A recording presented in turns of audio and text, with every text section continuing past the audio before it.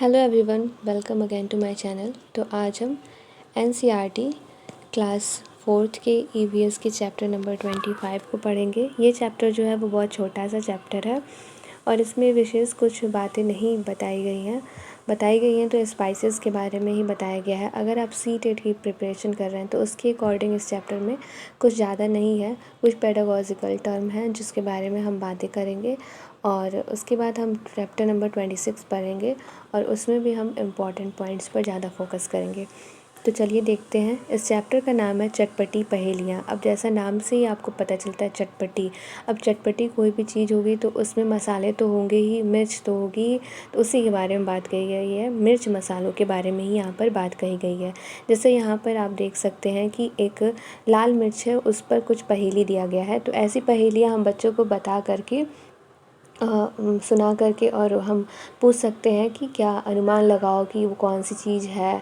पहेली के माध्यम से तो यही हम करते हैं ना कि अनुमान लगाते हैं कौन सी चीज़ है जो किसके बारे में इसमें बात की जा रही है। तो बच्चों को इसमें बहुत ही इंटरेस्ट आएगा और हम चाहें तो प्रैक्टिकली उनको ये सारे मसाले दिखा सकते हैं। यदि आप टीचर हैं तो घर से ला कर के आप दिखा सकते हैं मसाले बच्चों को। तो क्या दिया है, कूटी जाती पीसी जाती भोजन तीखा खूब बनाती, खाने में जो ज़्यादा डल गई तो फिर मुँह से निकली सीसी, आँख नाक से निकले पानी, याद दिला दूँ सबको नानी, सोचो सोचो कौन हूँ मैं, जल्दी बोलो कौन हूँ मैं। तो यहाँ पर लाल मिर्च है। अब उसको जो हम मिर्च खाते हैं तभी हम सी करते हैं, ज़्यादा खा लेते हैं तो हमारे आँखों से आंसू निकल आते हैं। तो इसी के बारे में यहाँ पर पहेली बताई गई है। वैसे यहाँ पर हल्दी के बारे में है, काले मिर्च के बारे में है और यहाँ पर जीरा के बारे में बताया गया है। फिर यहाँ पर आपको इलायची के बारे में बताया गया है। इलायची नहीं, ये शायद सौंफ है, उसके बारे में बताया गया है। वैसे ही कुछ कुछ मसाले जो हैं हमारे किचन में यूज़ होते हैं, वैसा बच्चों को इसके प्रति वो पहचान पाएँ कि ये कौन से मसाले हैं, क्या चीज़ें हैं इनका। मतलब कि जैसे मिर्च है तो वो तीखी होती है और कुछ मसाले होते हैं जिससे हमारा हाजमा, हमारा पेट सही रहता है। तो और कुछ मसाले होते हैं जो जैसे कि हल्दी है तो कहीं चोट लग जाए तो उसके काम आता है। तो ऐसे कुछ पहेली बनाई गई है, इससे बच्चों को उनके इम्पोर्टेंस के बारे में भी पता चलेगा और वे उन मसालों को पहचान भी पाएंगे। फिर कुछ इसी बेस्ड पर क्वेश्चंस दिए गए हैं, जैसे मसाले की सूची बनाने के लिए दी गई है। अपने दादा दादी नाना नानी से पता करो जब वे बच्चे थे तब उनकी रसोई में कौन कौन से मसाले अधिकतर इस्तेमाल होते थे। फिर यहाँ दिया गया है, मैं हूँ कुट्टन, मैं केरल में रहता हूँ, मेरे घर के आंगन में मसालों का बगीचा है, वहाँ मैं तेज पत्ता, छोटी इलायची, बड़ी इलायची, काली मिर्च आदि उगाता हूँ। तो ये कहाँ पर उगते हैं, तेज पत्ता, छोटी इलायची, बड़ी इलायची और काली मिर्च तो केरल में उगाए जाते हैं। फिर यहाँ टीचर्स के लिए दिया है कि गरम मसाला कई मसालों का पिसा पाउडर जैसे जीरा, इलायची, जो छोटी और बड़ी इलायची, लौंग, दालचीनी, काली मिर्च, तेजपात के पत्ते, सौंठ आदि। जो गरम मसाला होता है जो बहुत सारी सब्जियों में पड़ता है, तो ये जो मसाला होता है वो कई मसालों का मिक्सचर होता है। अब एक ही मसाले को लेकर हम ये नहीं कह देंगे कि वो गरम मसाला है, कई मसाले को एक साथ मिला कर के पीसा जाता है तो वो गरम मसाला तैयार होता है। तो ये चीज़ यहाँ पे बताई गई है। फिर है, आलू छिलकर छोटे छोटे टुकड़े में काट लो अपने स्वाद अनुसार। तो यहाँ पर एक बच्चों को चटपटी चीज़ आलू का बनाकर खाने के लिए दी गई है कि वो ऐसा कर सकते हैं कि क्या है, चाट का स्वाद बढ़ाने के लिए इसमें थोड़ा सा भुना हुआ जीरा, काला नमक और गरम मसाला डालो। आलूओं को अच्छी तरह से हिला लो, इसके ऊपर कटा हुआ हरा धनिया डाल दो, तो बात ही क्या, चटपटी चाट खाने के लिए तैयार है। तो यहाँ पर बच्चों को एक छोटा सा एक्टिविटी दिया गया है कि वो अपने बड़े से करवा सकते हैं ये रेसिपी बता करके, और फिर ये हेल्दी भी है और स्वादिष्ट भी है। और इसमें क्या क्या मसाले यूज़ हुए हैं उनके बारे में भी बताया गया है। तो बस इस चैप्टर में इतना ही था। ऊपर कुछ पहेलियाँ बताई गई हैं, फिर कुछ मसालों के बारे में उन पहेलियों में बात की गई है, फिर उसी बेस पर कुछ क्वेश्चंस हैं और एक्टिविटी हैं जो बच्चों को करवाने हैं। जैसे कि यहाँ पे दिया मसाले का नाम, सूंघकर और छूकर। फिर कुछ पेडागॉजी के पॉइंट हैं, जैसे कि अध्यापक के लिए कुछ इंपॉर्टेंट पॉइंट्स दिए गए हैं। तो बस यही था इस चैप्टर में। अब हम चैप्टर नंबर 26 पर चलते हैं। तो ये है चैप्टर नंबर 26, जिसका नाम है फ़ौजी वहीदा। तो ये हैं फ़ौजी वहीदा, जिनकी तस्वीर यहाँ पर लगाई गई है और इनके माध्यम से महिलाओं को इंस्पिरेशन दिया जाएगा कि वो अपनी लाइफ में बहुत कुछ कर सकती हैं। उन्हें सिर्फ़ एक गृहिणी बनकर नहीं रहना चाहिए, या फिर वो अपनी बेटी को भी सिर्फ घर के काम काज ना सिखाएं, वो वहीदा, फ़ौजी वहीदा की तरह बन सकती हैं और अपने देश का, अपने परिवार का, अपने इलाके का नाम रोशन कर सकती हैं फ़ौजी वहीदा की तरह ही। तो यहाँ पर फ़ौजी वहीदा के बारे में बताया गया है। तो देखते हैं क्या है। क्या तुमने इनकी फ़ोटो कहीं देखी है? ये हैं लेफ्टिनेंट कमांडर वहीदा प्रिज्म। ये नागरिक भारतीय नौसेना में डॉक्टर हैं और नौसेना के समुद्री जहाज़ पर काम करने वाली गिनी चुनी महिलाओं में से एक हैं। ये पहली महिला हैं जिन्होंने एक पूरी परेड की कमान संभाली। तो ये पहली महिला हैं जिन्होंने पूरी परेड की कमान संभाली। किसी भी सेना में यह बहुत बड़ी बात मानी जाती है। तुम्हारी इस किताब के लिए हमने उनसे एक ख़ास बातचीत की, आओ उसे पढ़ते हैं। तो ये फ़ौजी वहीदा से बातचीत की गई छोटे से बातचीत को यहाँ पर दिखाया गया है, इस किताब में छापा गया, प्रिंट किया गया है। तो चलिए देखते हैं।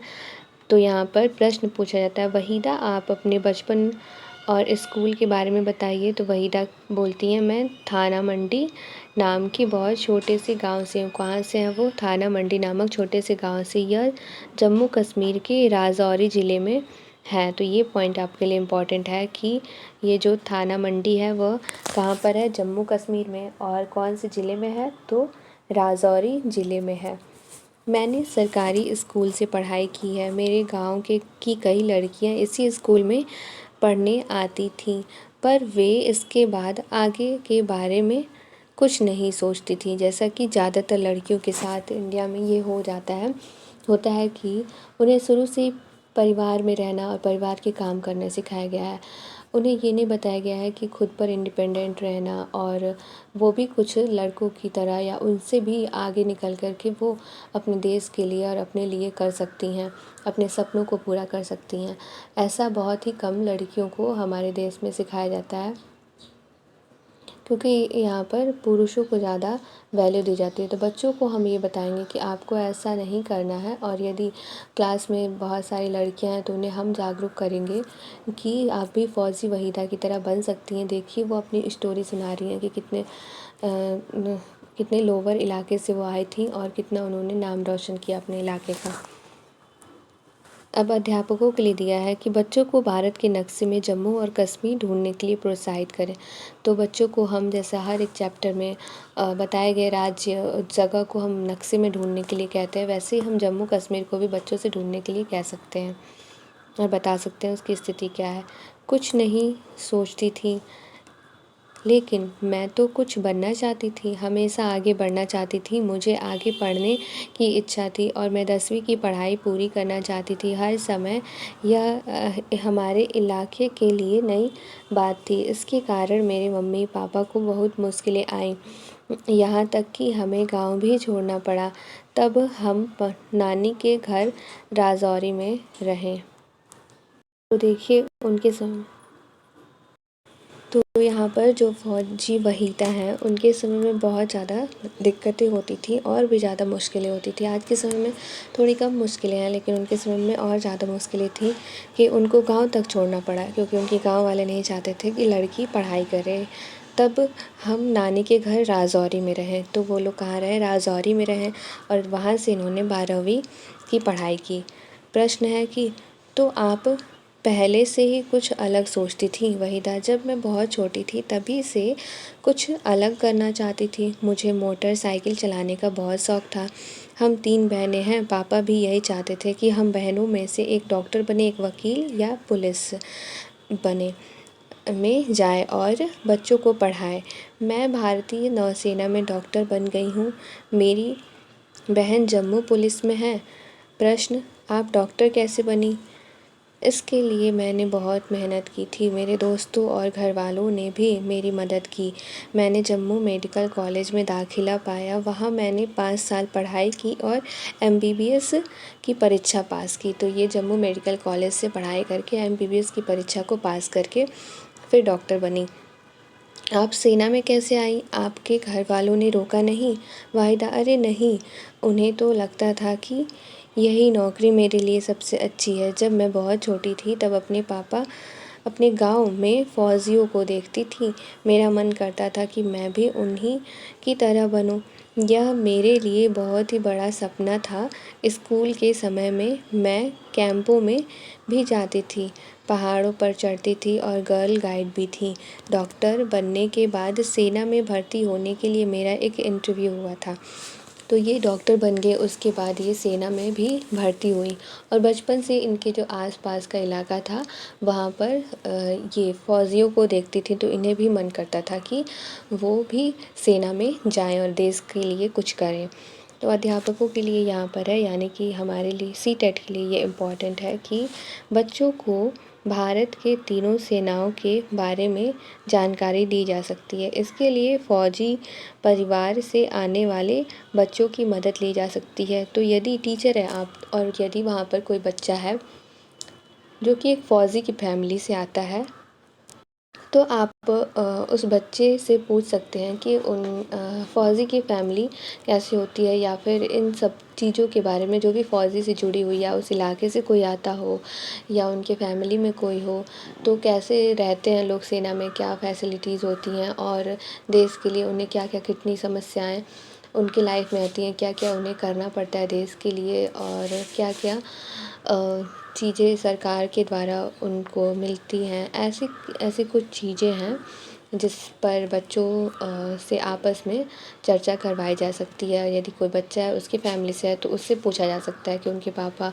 कौन से सेना में हैं, जैसे कि जल, थल और वायु सेना ऐसे करके है 3 सेना। तो इनके बारे में बच्चों से बात की जा सकती है। इसमें मुझे चुन लिया गया। मेरी 6 महीने की ट्रेनिंग हुई, यानी कि डॉक्टर बनने के बाद उनका इंटरव्यू हुआ सेना में जाने के लिए, वहाँ पर उनको चुन लिया गया, फिर 6 महीने उनको ट्रेनिंग दी गई। प्रश्न, अच्छा तो आप नौसेना में क्यों आई? नौसेना में तो समुद्री जहाज पर रहना पड़ता है ना। वहीदा बोली, मुझे घूमने का बहुत शौक़ है। मेरा दूर दूर जाने का मन करता है। मैं पहाड़ वाली जगह पर पैदा हुई हूँ। अब मैं समुद्र में काम कर रही हूँ, बहुत अच्छा लगता है। यानी ये बताती हैं कि इनको घूमने का तो शौक़ है और इसी वजह से वो समुद्र में नौसेना में रह कर के और ये अलग अलग जगह पर घूम पाती हैं। और ये पहाड़ी इलाकों में रही हैं, अब समुद्र को देख रही हैं पास से।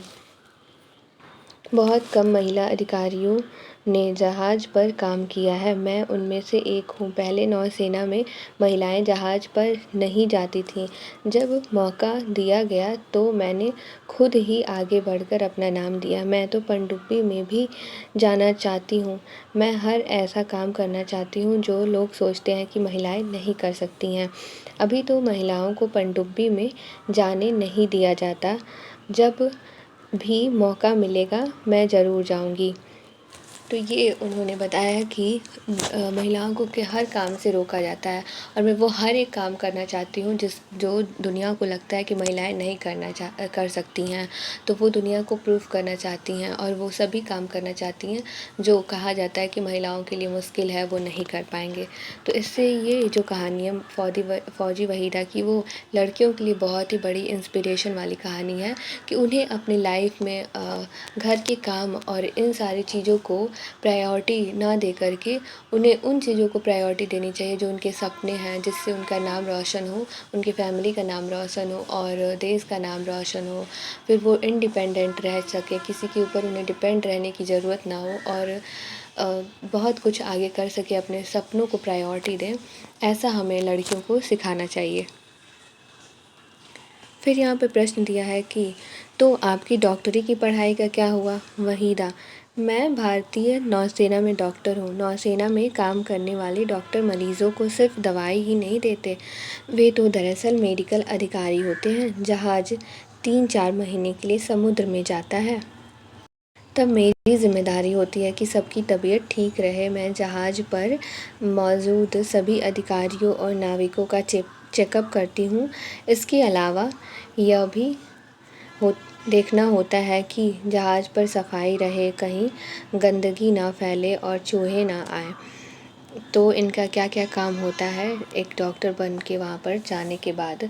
फिर अध्यापकों के लिए दिया है: इस बातचीत की मदद से बच्चों को प्रोत्साहित करें कि वे भी बड़ा बनने का सपना देखें और उसके लिए मेहनत करें। जैसा मैंने ऊपर आपको बताया कि इसके पहले कि लड़कियों को हमें ये बताना चाहिए कि उन्हें कुछ बनने का सपना देखना चाहिए और समाज की को प्रूफ करके दिखाना चाहिए कि हम लड़कियां भी किसी से कम नहीं हैं। हम वो हर एक चीज़ कर सकते हैं जो समाज को लगता है कि लड़कियां नहीं कर पाएंगी, और जो लड़के कर सकते हैं उनसे भी अच्छा हम कर सकते हैं।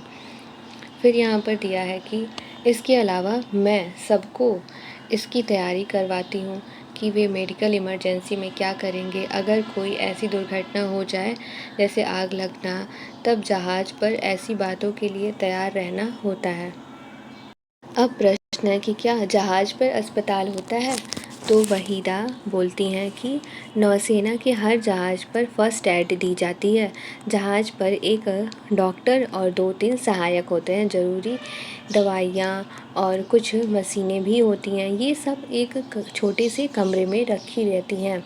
तो बताती हैं कि जहाज़ पर क्या क्या चीज़ें होती हैं जो एक डॉक्टर को के लिए होती हैं, जो जिससे वो मरीजों की या फिर किसी की तबीयत ख़राब हो तो उनकी हेल्प कर सके। तो हॉस्पिटल में फ़र्स्ट एड किट होती है और बहुत सारी दवाइयाँ होती हैं और हेल्प के लिए बहुत सारे सहायक होते हैं। फिर है यहाँ पर प्रश्न कि आपने जब परेड की टुकड़ी का नेतृत्व किया तब आप ऐसा करने वाली पहली महिला बनी। इसके लिए आपने बहुत मेहनत की होगी। तो इन्होंने परेड की टुकड़ियों का नेतृत्व किया और ये पहली महिला थी जिन्होंने परेड की टुकड़ियों का नेतृत्व किया था।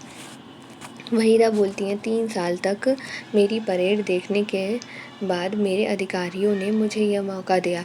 मुझे लगा कि मेरे अधिकारियों ने मुझे चुना, मुझ में विश्वास दिखाया, इसलिए मैंने बहुत लगन से परेड का अभ्यास किया था।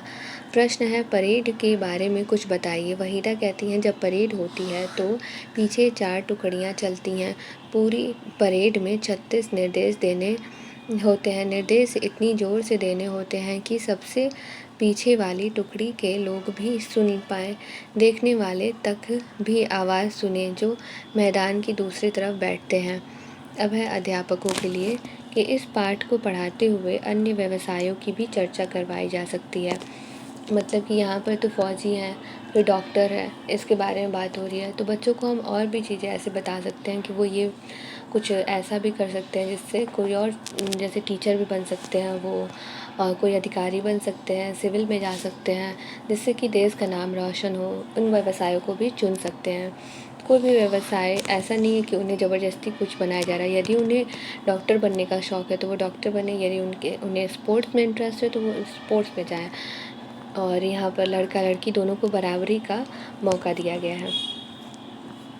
फिर प्रश्न है कि 4 टुकड़ियों के आगे चलते हुए आप घबराई नहीं? वहीदा: घबराहट तो नहीं थी, पर ये है कि 36 बार चिल्ला कर निर्देश देने होते हैं। एक भी भूल जाओ पूरी परेड गड़बड़ा जाती है। मैंने पूरा 1 महीना सुबह शाम अभ्यास किया था। परेड तो मैं स्कूल में भी करती थी।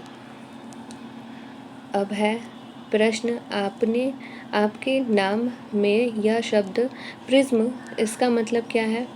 तो वहीदा कहती हैं यह नाम मेरे पापा ने मुझे दिया। प्रिज्म ऐसा कांच होता है जो 7 रंग में दिखता है, जिसके अंदर 7 रंग दिखाई देते हैं। वे चाहते थे कि मैं भी इसी तरह अपनी पहचान बनाऊं, इसीलिए उन्होंने बचपन से ही मुझे यह नाम दिया। तो यही था, ये एक जो बातचीत थी वो उनके बीच यही बातचीत थी।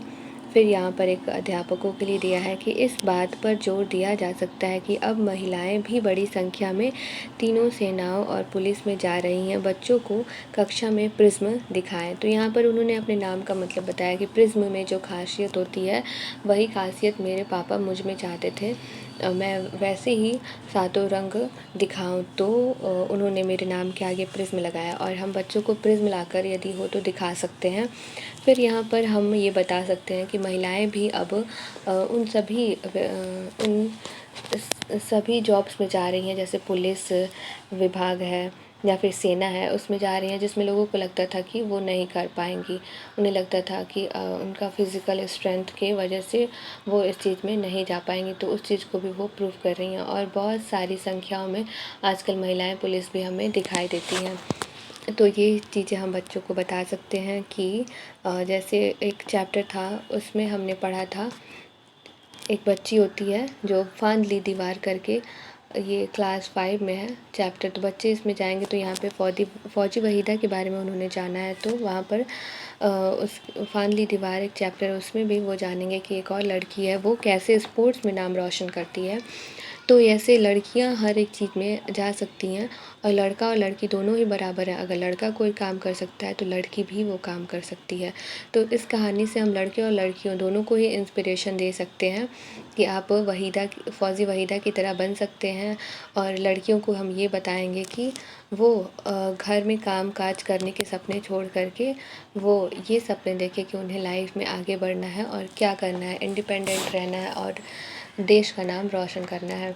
तो यही था इस चैप्टर में। यदि आपको ये चैप्टर नंबर 26 और 25 का एक्सप्लेनेशन पसंद आया हो तो आप वीडियो को लाइक कर सकते हैं, फ्रेंड्स के साथ शेयर कर सकते हैं और हमसे जुड़े रहने के लिए चैनल को सब्सक्राइब कर सकते हैं। Thank you.